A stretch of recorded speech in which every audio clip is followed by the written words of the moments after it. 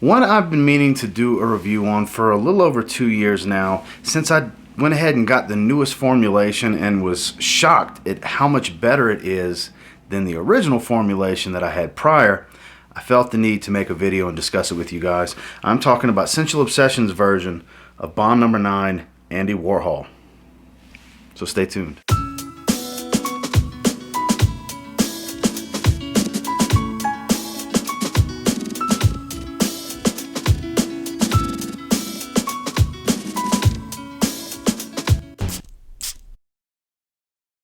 So I'll put the official notes for Bond Number 9 Andy Warhol on screen for you. Now this is a clone of that fragrance, and while there are a lot of smaller clone houses, or clone houses in general, that have cloned Andy Warhol, through the trials and tribulations of me trying several of them over the last couple of years, I'm just convinced this is the best smelling one to me, to my nose, and the performance is there. It's now a 33% oil concentration with this newest batch, whereas I have one of the old school original batches. I had a decant of the following batch. I've had like 4 different batches, something like that. And this is macerated, gorgeous. The juice color is a little bit different. This is a little bit darker juice, but man, my old batch is still just as fantastic. So what's so noteworthy and special about this fragrance is it's the best smelling plum fragrance I've ever put my nose on. I have not smelled the original Andy Warhol. I have not. I'm not going to sit here and act like I have. But if it's anything even close to this version of it, it's got to be incredible, because Bond Number 9 Andy Warhol SCENTual Obsessions version is incredible. I've said it before and I'll say it again. If there's only one fragrance you try from SCENTual Obsessions, it needs to be Andy Warhol. It's that good.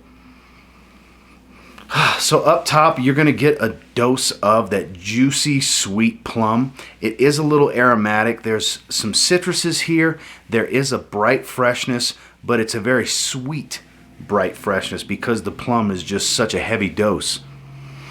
And you do get a little touch of that oud in the background. It's not overpowering. It does start to come in more in the heart. The oud jumps in more. This vanilla note starts to add this creamy sweetness that comes to the forefront more as the citruses tend to burn off. The plum and the vanilla kind of take over and make it a much more sweet, juicy, and smooth aroma with this warm, woody, slightly medicinal oud. It's not a challenging oud or a stanky type of oud, but it does add this nice, slightly medicinal warm wood smell in the background that does come out more and more as the fragrance dries down over the hours of the lifespan of this fragrance.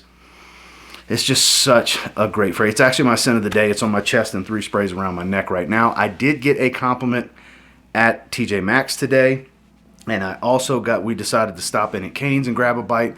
I also got a compliment from the lady I was passing by when I was dumping our trays afterwards by the garbage. Said, "Ooh, you smell nice." So I actually got 2 compliments today wearing this one because it does project pretty heavy, which we'll get into the performance here in a little bit.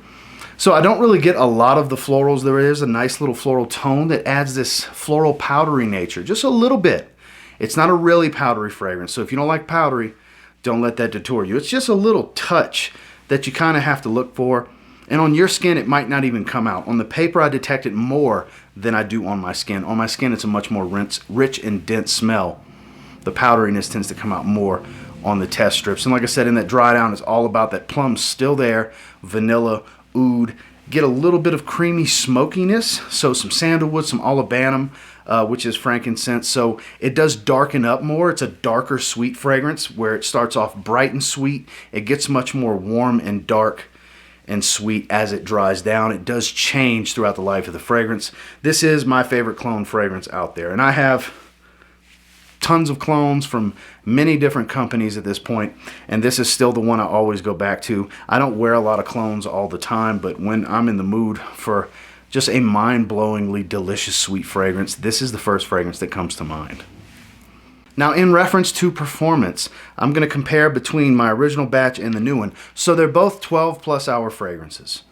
Sticking to your skin is not an issue. I've never heard of anybody saying they get weak or even average performance from Bond Number 9 Andy Warhol, the SCENTual Obsessions version. And I have to say, what's different between these two, the original batch from a few years ago to the newest batch, is that the newest batch is a little bit higher oil concentration, but still manages to project more than the original. I actually wore this, a decant of the original batch, to the 2019 Scent Explorer that was in New York, the original one. That was actually the scent I wore, and that giant scent cloud that was in that room. Whew. You want to talk about a mixture of aromas?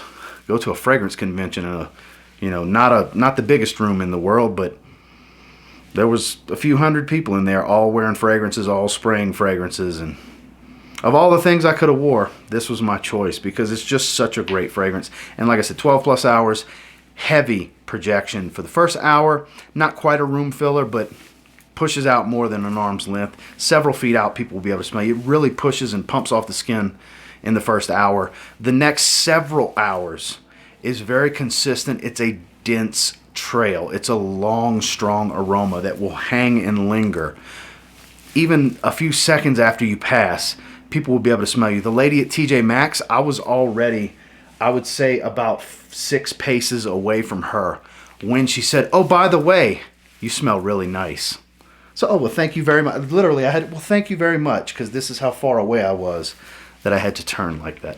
So the scent trail is where it's at. The magic happens in the scent trail. It projects very well, but the sillage that it leaves is what makes it special. It'll really grab somebody when you walk by, and it'll really hang in the air and give them an opportunity. If they didn't catch you at first glance when you walk by, the next breath might catch them. Overall, like I said, minimum must try from SCENTual Obsessions. If you're only going to try one fragrance from SCENTual Obsessions, this has been and always will be my recommendation, because I think it's the best thing they have to offer. Even though King of Kings, their version of the Aventus batch of 13ZZ01 is incredible, there's a lot of different really good options from SCENTual Obsessions.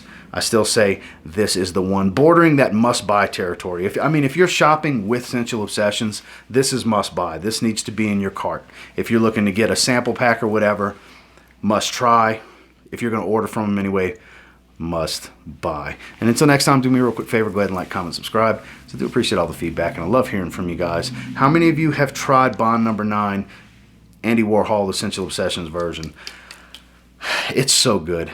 It's so good. I wasn't expecting the new batch to be better than the original batch, because normally the original batch is always the way to go. Because I cherish this bottle. This bottle's a few years old. It's a special occasion fragrance. When I want a sweet fragrance and it's a special occasion, that's when I pull this out. I still pull the cap off and smell it out the atomizer all the time. But this stuff, it's that much richer. It's got a touch more oud. I think it's gotten, for lack of a better term, it's got a little bit more character than the original even had. So really good stuff. Kudos, Kevin. Great job. And until next time, I will say, if you get your hands on Andy Warhol from SCENTual Obsessions and you give it a spray now, I'm really confident that you'll thank me later. This is damn good. Have a good one, guys.